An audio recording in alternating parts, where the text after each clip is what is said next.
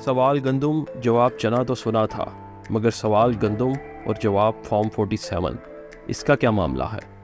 گندم کی پروڈکشن میں 8واں بڑا ملک ہونے کے باوجود پاکستان میں گندم کا بحران کیوں چل رہا ہے؟ ملک میں اضافی گندم ہونے کے باوجود پرائیویٹ انویسٹرز کو اسے امپورٹ کرنے پر کھلی چھوٹ کس نے دی؟ جانیے یہ سب اور بہت کچھ ہماری اس ویڈیو میں۔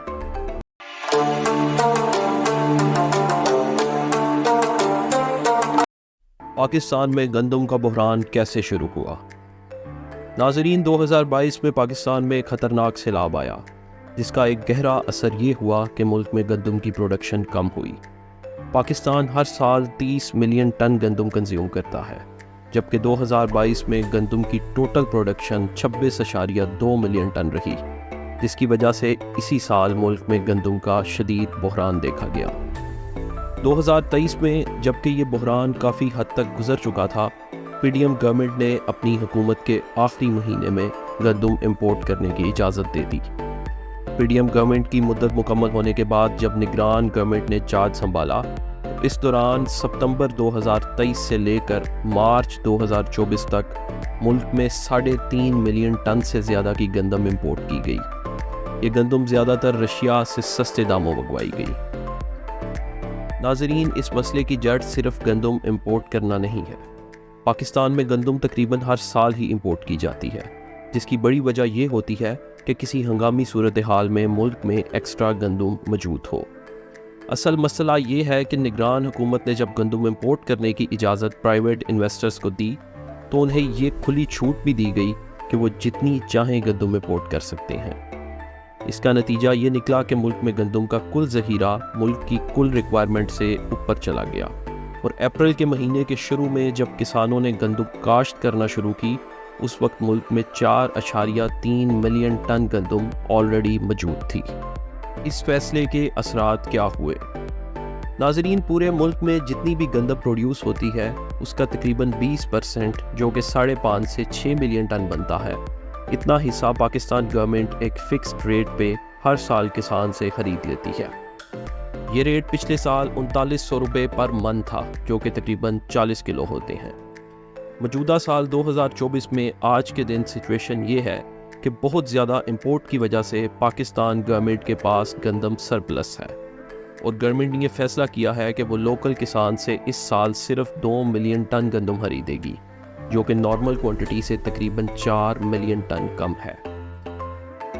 ان اعداد و شمار کے مطابق یقیناً آپ کو اب تک گندم کا بحران سمجھ آ چکا ہوگا کہ جو باقی کی 4 ملین ٹن گندم کسان کے پاس ہے، جسے گورنمنٹ خریدنے سے گریزاں ہے، اسے پھر کون خریدے گا؟ اس صورتحال میں کسانوں کے پاس کیا آپشنز ہیں؟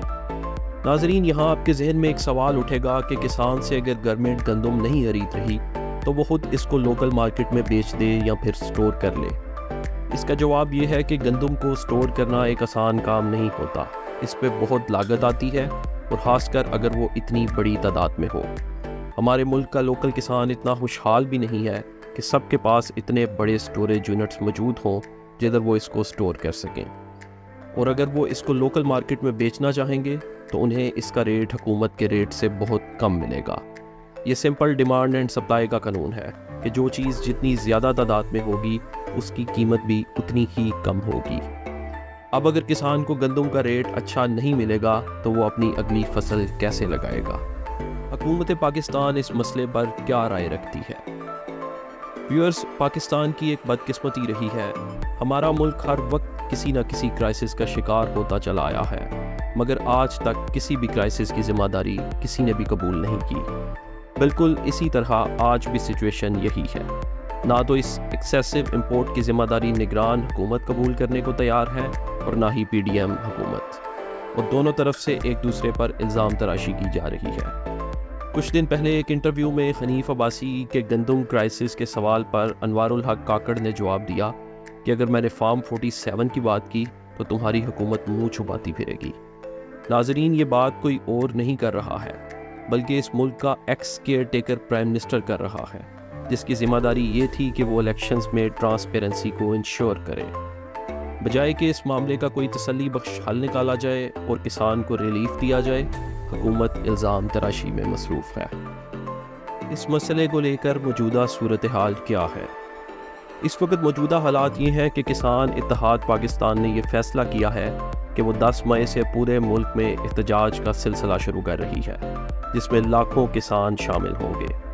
کسان اتحاد پاکستان کے پریزیڈنٹ نے پریس کانفرنس کرتے ہوئے یہ کہا کہ حکومت کے گندم امپورٹ کرنے کے غلط فیصلے کی وجہ سے لوکل کسانوں کو 400 ارب کا نقصان ہو رہا ہے، اور جب تک ہمارا یہ نقصان پورا نہیں ہوگا اور گورنمنٹ ہم سے فکس ریٹ پہ گندم نہیں خریدے گی، یہ سلسلہ جاری رہے گا۔